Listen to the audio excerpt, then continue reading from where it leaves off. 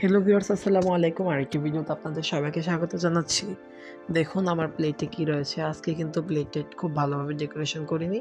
Normal একটা স্টিলের প্লেটে ভাত নিয়েছি। আর এখানে দেখুন একটা তরকারি। এটা কিসের তরকারি সেটা আপনারা বুঝে নেবেন। এখন আমি বলব না। খুবই পরিচিত একটা জিনিস যেটা আমি কিছুক্ষণের মধ্যে তৈরি করে দেখাবো এবং খুবই সুস্বাদু একটি রেসিপি। আজকের রেসিপিতে আমি এই তরকারিটা রান্না করে দেখাবো। তো শুরু করা যাক। এটা আমাদের গ্রামীণ খুবই পরিচিত একটা সবজি এবং খুব পছন্দের একটা জিনিস, যেটাকে বাংলাদেশের জাতীয় ফুল বলা হয়, শাপলা ফুল। আসলে আমি আজকে শাপলা ফুলের তরকারি তৈরি করে দেখাবো। তো শাপলা ফুলের কিন্তু মেইনলি এই শাপলা ফুলটা খাওয়ার হিসেবে বা সবজি হিসেবে পরিচিত নয়। সবজি হিসেবে বাংলাদেশের দেশি যে শাপলা ফুল, সাদা শাপলা, সেটাকেই খাওয়া হয়। তবে এটাকেও খাওয়া যায়, খেতে কিন্তু খারাপ লাগে না। আর শাপলা ফুলের সবচেয়ে ভালো টেস্ট হয় হচ্ছে চিংড়ি মাছ দিয়ে। আর যাই বলুন, চিংড়ি মাছের মতন ভালো টেস্ট শাপলা ফুলের ডাঁটা দিয়ে হয় না। কিন্তু আজকে আমি সম্পূর্ণ নিরামিষ পদ্ধতিতে তৈরি করব, এক প্রকার এক্সপেরিমেন্টালি, যে নিরামিষ রান্না করলে ঠিক কেমন লাগে, এই জন্যই কিন্তু তৈরি করব। আর প্রথমে কিন্তু শাপলার ডাঁটাগুলো বেছে নেব। বাছার প্রক্রিয়াটা আশা করি দেখতে পাচ্ছেন। উপর থেকে একটা শক্ত চামড়া আছে, এটা ফেলে তারপর নিজের পছন্দ অনুযায়ী সাইজের টুকরো করে নেবেন। আর বেশি ছোট করতে যাবেন না, তাহলে কিন্তু গলে যাবে। এখানে আমি এগুলোকে আমার পছন্দ অনুযায়ী সাইজে কেটে নিচ্ছি। আর আজকে যে পদ্ধতিতে আমি রান্না করব, এই পদ্ধতিতে করলে কিন্তু আপনাদের শাপলার ডাঁটাগুলো গলবে না। অনেকেই রান্না করলে গলে যায়, এবং আমরা যখন চিংড়ি মাছ দিয়ে রান্না করি তখনও কিন্তু গলেই যায়, এক প্রকার শাক শাক হয়ে যায়। কিন্তু আজকে যে পদ্ধতিটা অবলম্বন করছি আমি, সেটাতে কিন্তু এগুলো গলবে না, অনেকটা ডাঁটার মতন থেকে যাবে। দেখতেই পাচ্ছেন সাইডের এই পাত্রিগুলো কিন্তু, মানে চামড়াগুলো কিন্তু ফেলে দিতে হবে এবং ভেতরের মাংসের অংশটা নিতে হবে। এবং মোটা হলে কিন্তু খেতে স্বাদ হয় বেশি, কিন্তু একদমই চিকন। আমাদের এলাকার বিলে কিন্তু পানি একদমই আসেনি, খুবই কম পানি উঠেছে। ছোট ছোট ডাঁটা, তার উপর চিকন চিকন, একদমই পুষ্ট নয়। তবে যে আমার মন চাচ্ছিল, মানে অনেকদিন ধরে খাওয়া হয় না, বছরে একবার আসে সিজন, খাওয়া হচ্ছে না। তারপর ভালো গ্রোথ হয়নি, শাপলা ফুল হয়নি বিলে। তবুও যে কয়টা পেয়েছি নিয়েছি, আর খুবই চিকন। আর আপনাদেরকে একটা ভিডিও দেওয়ার ছিল, রেসিপিটা শেয়ার করতে চাচ্ছিলাম, এবং এক্সপেরিমেন্ট, কারণ আমি চাচ্ছি নিরামিষ রান্না করলে ঠিক কেমন হয় জানতে। তো দেখুন আমি এখানে হলুদ এবং লবণ দিয়ে, মানে নুন হলুদ দিয়ে ভালোভাবে মাখিয়ে রেখেছি। এটাই হচ্ছে মেইন কাহিনী। অনেকে এই অংশে লবণ দিয়ে ভালোভাবে ভাপিয়ে নেয়, একটু নোংরা পানি, বা অনেকে এটাকে বিষ পানি বলে, ভাপিয়ে পানিটা ফেলে দেয়, তারপর সেটাকে রান্না করে। আর আমি এখানে নুন হলুদ দিয়ে মাখিয়ে নিলাম। আমার মাও যখন চিংড়ি মাছ দিয়ে রান্না করে তখন কিন্তু ভাপিয়ে নেয়, কিন্তু আমি আজকে একটু অন্যরকম করছি। নুন হলুদ দিয়ে মাখিয়ে এই সাইডে কিন্তু আমি কড়াই বসিয়ে তাতে সাদা তেল দিয়ে দিলাম, এবং ফোড়নে কালো জিরা দিলাম, সাথে দিলাম পাঁচ ফোড়ন। পাঁচ ফোড়নও দিলাম এবং কালো জিরা দিলাম, যেহেতু নিরামিষ রান্না করছি কালো জিরাটা দিলাম। তারপর দিয়ে দিয়েছি কিন্তু পেঁয়াজ কুচি।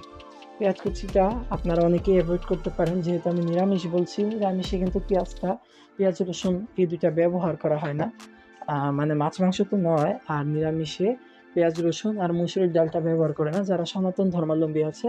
কিন্তু আমি হচ্ছে মানে নর্মাল ভেজিটেরিয়ান যারা আছেন, শাকসবজি খান, মাছ মাংস খান না, তাদের জন্য পেঁয়াজটা কিন্তু অ্যাভয়েড করার কোনো দরকার নেই, পেঁয়াজ খেতেই পারে।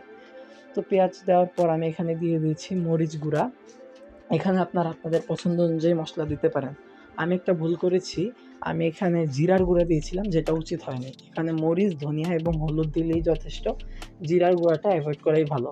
আমার মা কিন্তু জিরার গুঁড়া দিয়ে রান্না করেন না। আমি ভাবলাম যেহেতু নিরামিষ রান্না করছি, জিরার গুঁড়াটা দিলে হয়তো ভালো লাগবে খেতে, তাই দিয়েছিলাম। আপনারা মোটেও জিরার গুঁড়াটা দেবেন না।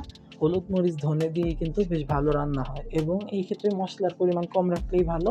বেশি মশলা কিন্তু এখানে একদমই ভালো লাগে না খেতে এই ধরনের নিরামিষ তরকারিতে। বিশেষ করে শাপলা হচ্ছে এক ধরনের জলজ উদ্ভিদ, জল জল একটা ভাব থাকবে তরকারিতে। এই কারণে কিন্তু এখানে জিরাটা না ব্যবহার করাই ভালো। একটা হালকা টাইপের সবজি রান্না করতে পারলে বেশি ভালো হবে, যত তেল মশলা কম দেওয়া যায়। তো আমি কিন্তু আরেকটু তেল দিয়ে নিলাম, যেন মানে আমার প্রয়োজন হয়েছে, মনে হলো যে আর একটু লাগবে, তাই দিলাম। এখন দেখুন শাপলা ফুলগুলোকে যে ভালোভাবে চটকে রেখেছিলাম আমি নুন এবং হলুদ দিয়ে, এবার সেই শাপলা ফুলগুলোকে ভালোভাবে রস চিপিয়ে দিয়ে দেব।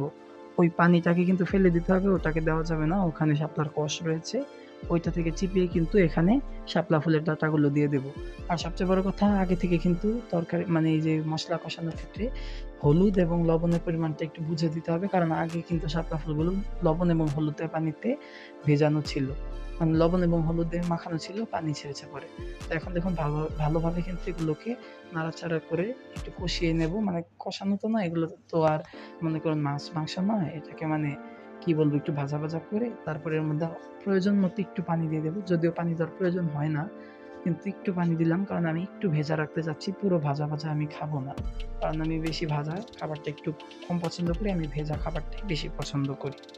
তো এই কারণেই কিন্তু আমি এখন বেশ ভালোভাবেই এটাকে পানি দিয়ে সিদ্ধ করে নিলাম, অল্প একটু পানি দিয়ে। দেখুন কত পানি ছেড়েছে এবং বেশ ভালোভাবেই সিদ্ধ হয়ে গেছে, এবং একটা শাপলার ডাঁটাও কিন্তু গুঁড়া হয়নি। এই পর্যায়ে আমি একটু করে চিনি দিয়ে দিলাম। আমি খাবারে নরমাল তরকারিতে চিনি দিতে একটু পছন্দ করি। অল্প পরিমাণে চিনি দিলে কিন্তু খাবারের টেস্টটা অনেক ভালো হয়ে যায়। এই পর্যায়ে কিন্তু এখানে আমি পানি শুকিয়ে নিয়েছি। যতটুকু শুকানো দরকার এতটুকু ঝোল কিন্তু আমি রাখবো। আর এখন কিন্তু আমি তরকারিটাকে নামিয়ে নেবো একদম চুলা কমিয়ে। আর এখানে হচ্ছে এই নিজেদের পছন্দ অনুযায়ী ঝোল রাখতে পারবেন। আরেকটা জিনিস খেয়াল করুন, একটা ডাঁটাও কিন্তু মানে গলে যায়নি। হয়তোবা মানে নরম হয়েছে, এটা তো নরম হবে, সিদ্ধ হলে নরম হবে। কিন্তু ভেঙে যায়নি, গলেও যায়নি। একদম সুন্দরভাবে ডাঁটাগুলো রয়েছে। যারা চান এই সিস্টেমে নুন হলুদে ভিজিয়ে তারপরে এভাবে রান্না করতে পারেন। আর যারা চান যে গলে যাক শাকের মতন, তারা কিন্তু এটাকে আপনারা মানে একটু ভাপিয়ে নিয়ে তারপরে রান্না করতে পারেন। আর মসলা মনে হয় আমি একটু বেশি দিয়েছি সবগুলাতে, যদিও মুখে বলেছি কম মসলা দেওয়া দরকার। মসলা আরেকটু কম দিলে হয়তোবা ভালো হতো। তো আমার কিন্তু রান্না হয়ে গেছে এবং ব্যাকগ্রাউন্ড একদমই ভালোভাবে গুছাইনি, যেভাবে ছিল সেভাবে নিয়েছি। সাইড দিয়ে কালো জিরা ভর্তা নিয়েছিলাম, কালো জিরা, সেটা আলাদা। তো নরমাল খাবারের সঙ্গে কিন্তু আমি রেসিপিটা ট্রাই করেছিলাম, তাই আপনাদেরকে শেয়ার করে দিলাম। কেমন লাগলো ভিডিওটি জানাবেন। এই ধরনের ভিডিও পেতে চ্যানেলটি সাবস্ক্রাইব করে পাশে থাকুন। ধন্যবাদ সবাইকে। আসসালামু আলাইকুম।